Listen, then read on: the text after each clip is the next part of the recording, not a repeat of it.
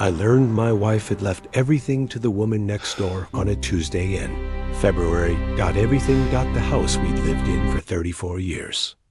Our savings. Every account with both our names on it. All of it went to Marianne Fletcher. Our neighbor. My lawyer Gerald sat across from me, the will spread on his desk between us. His hands were steady as he turned the pages. Mine weren't. There must be a mistake. There's no mistake, Richard. Margaret was very specific, very deliberate. I stared at the signature at the bottom.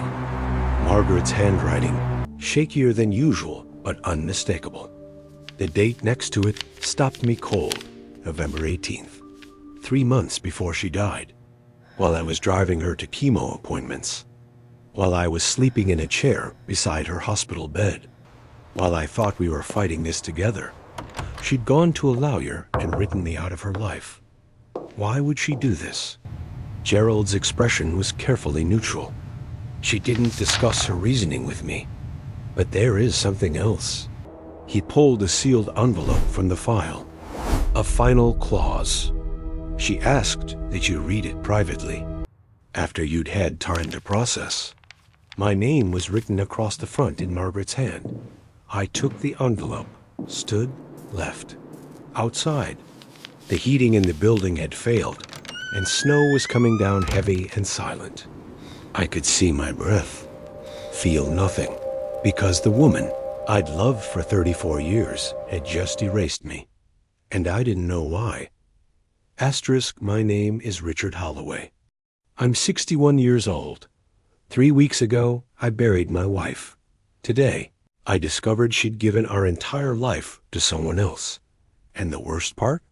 I have absolutely no idea what I did to deserve it. Margaret and I met in 1989.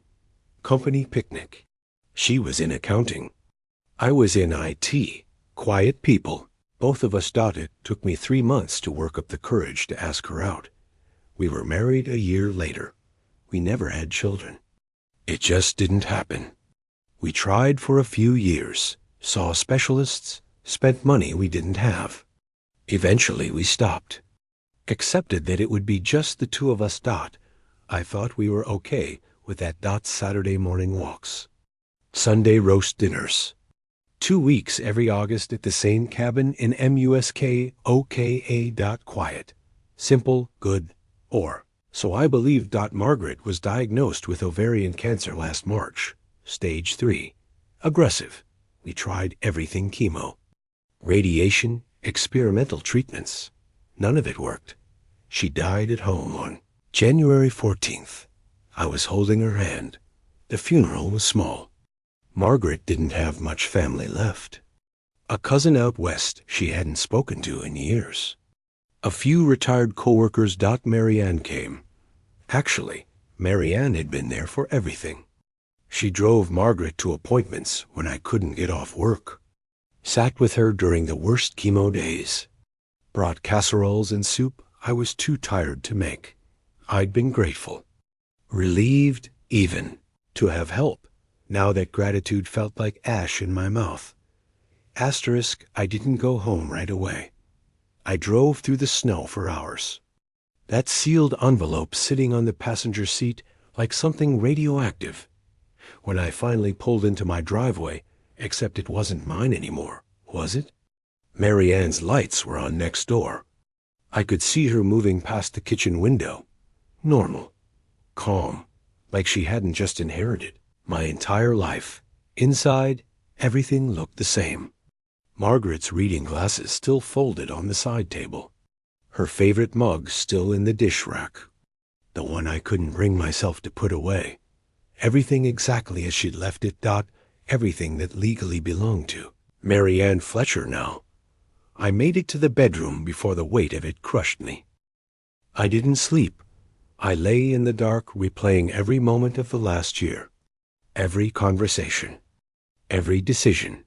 Searching for the thing I'd missed. The moment I'd failed so catastrophically that Margaret felt she had to punish me like this. Had I been inattentive? Dismissive? Had I said something cruel in a moment of exhaustion and forgotten it? I went back further. Years of small arguments. Disagreements about money, about her mother, about where to spend holidays. Nothing rose to the level of this. Nothing justified being erased from her will.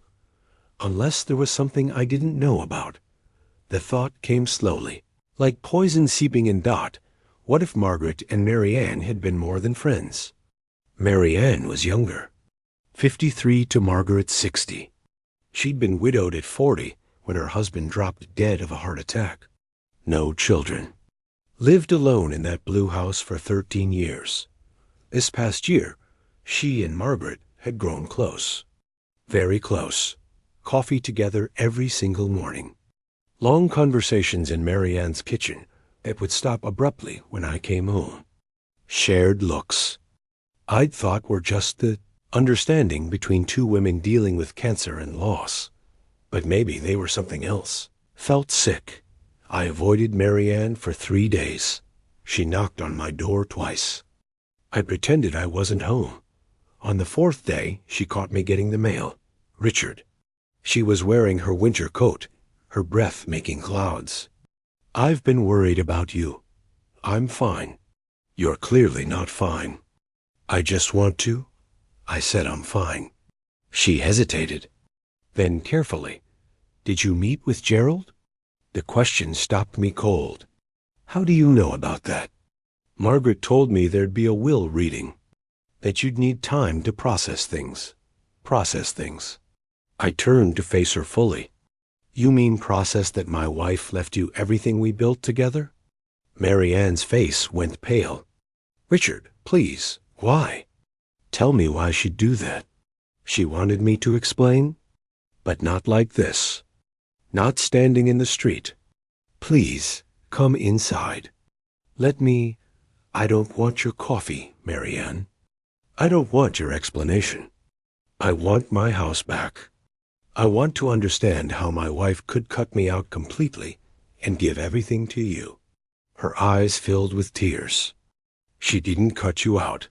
That's exactly what she did.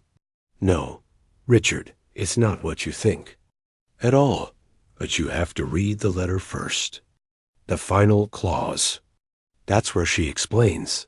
I don't care what the letter says. That was a lie. I cared desperately. But I wasn't ready. Wasn't ready to see it confirmed in Margaret's own handwriting. Please, Mary Ann whispered. Just read it. Then we'll talk. I'll tell you everything. I walked away without answering. That evening, I saw Mary Ann through her kitchen window. She was on the phone, talking to someone, gesturing with her free hand. At one point, she turned and looked directly at my house, not at me. Maybe. Though she couldn't see me standing in the dark. She said something into the phone, nodded, turned away. Who was she talking to? A lawyer? Someone helping her claim the estate? I felt paranoia creeping in, ugly and invasive. The next morning, I watched her leave her house at 7:30. She did this everyday walk to the Tim Hortons 3 blocks away. Came back with coffee, except this time. She didn't come back right away. She sat in her car in the driveway for almost 20 minutes. Just sitting, staring at nothing, or crying maybe. I couldn't tell from this distance. When she finally went inside, she looked smaller somehow. Defeated, good, I thought.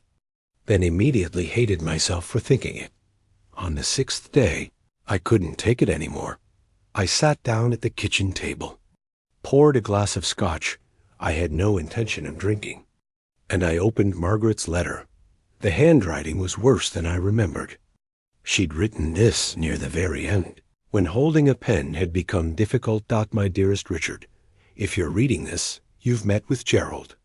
And you're angry. Maybe you hate me. Maybe you hate Mary Ann. I'm so sorry for that, I need you to understand something I could never say to your face. Something I've carried for years. Do you remember when we stopped trying to have children? When we decided to accept it would just be the 2 of us? You seemed at peace with it. You moved forward. I didn't. Every time I saw a mother with her daughter, every pregnancy announcement, Every time I walked past that room upstairs, we'd painted yellow just in case. I was drowning, Richard. And I couldn't tell you because you seemed fine. I didn't want to burden you. Then I met Marianne. I stopped reading, set the letter down, picked up the scotch and drank it in one burning swallow. Here it was. The admission. I forced myself to keep going. Marianne understood. She'd lost her husband young, never had children. She knew what this kind of grief felt like. We became friends. Real friends. The kind where you can say the things you can't say to anyone else. She became the sister I never had. When I got sick, when I knew I was dying, I realized something terrible. I was going to leave you completely alone. No children. No siblings nearby. Just you in this house with nothing but memories. I couldn't bear it, So Marianne and I made a plan, I know what the will says. I know it looks like I'm giving everything to her and leaving you with nothing. But Richard, that's not what's happening. Please. Keep reading, My hands were shaking so badly. I almost couldn't turn the page. Final clause of the last will and testament of Margaret. Elizabeth Holloway. All assets transferred to Marianne. Fletcher are held in trust, not ownership. Mrs. Fletcher's responsibilities as trustee. 1. Maintain the property at 47 Walnut Street for Richard Holloway's use and residence for as long as he chooses to remain. 2. Manage all financial assets solely to ensure Richard's comfort, care, and security for the remainder of his life. 3. Provide companionship, support, and friendship as Richard desires and permits. 4. Upon Richard's death or permanent relocation. Remaining assets shall be divided 60% to the Canadian Cancer Society, 40% to Marianne Fletcher. 5. Marianne Fletcher shall receive $15,000 annually in compensation for her role. This arrangement is made with love, not distrust. Margaret's handwriting took over again. You're the most capable man I know. But grief makes us disappear. It makes us small and invisible. I couldn't let you disappear. If I'd left everything directly to you, you'd have retreated into this house. You'd exist but not live. Fix things that don't need fixing. Work in the garden alone. Slowly fade. Marianne won't let that happen. Because I asked her not to. This is my last gift to you. Not money. Not the house. Family. The family we never got to have. The sister I wished I could be for you after I'm gone. Marianne is doing this because I begged her. Because she loves me. And because she already cares about you, as a friend, as a neighbor. Please don't be angry with her. She's carrying out my last wish. Live, my darling. Please, please live. All my love. Margaret. I sat there as the light faded outside. The letter in my hands. Tears running into my beard. All this time. I'd been so sure I'd been erased. I'd been wrong about everything. Knocked on Marianne's door just after 9 that night. She answered still dressed, eyes red and exhausted, like she'd been waiting. I read it, I said. She nodded. Said nothing. I'm sorry. For what I thought. What I said. You don't have to apologize. I do. I was cruel. I assumed things that weren't true. You were grieving. You didn't know. We stood there in the cold. Snow had started falling again. Would you like to come in? She asked quietly. I made too much soup earlier. I always make too much.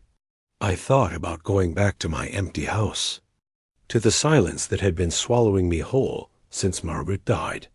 Yes, I said. I would like that. Asterisk. It's been 4 months now. April. The snow is gone. The trees on Walnut Street are starting to bud. Marianne and I have dinner together twice a week. Sometimes at her place. Sometimes mine. We don't always talk about Margaret, but she's there. Present in the small things. The way Marianne sets the table. The recipes she uses. The photographs she started keeping on her mantel. Pictures of the three of us from better days. I'm learning to live again. It's slow. Harder than I expected. Marianne convinced me to try a grief support group at the community center. I resisted for weeks, but I went. I even talk sometimes. About Margaret. About guilt. About the weight of being the one left behind. Marianne was right. Margaret was right. I would have disappeared into that house. Into my grief. Into the terrible quiet of a life that ended when she did. But I haven't. Not because of the will. Not because of legal obligation. Because Margaret asked someone to love me the way she'd loved me. As family. And Marianne does. Some days are still hard. I wake up reaching for Margaret. I hear her voice in empty rooms. I cry more than I did in the first month, which surprised me. But I'm not alone in it. That's the difference. If you're listening to this, I hope you understand something I'm only beginning to learn. Family isn't always the people you're born to. Sometimes it's the people who show up, who refuse to let you vanish, who sit with you in the unbearable moments and don't try to fix anything, just stay. Margaret gave me that when she couldn't stay herself, gave me a sister when I needed one most. I was furious when I read that will. I felt betrayed, erased, replaced. Was wrong. Margaret didn't cut me out of her life. She made absolutely certain I wouldn't face the rest of mine alone. And that's the greatest act of love I've ever known. Thank you for listening. If you're grieving someone, if you're disappearing into silence, and you can't see a way forward, let someone help you. Let them be your Marianne. You don't have to carry this alone. None of us do.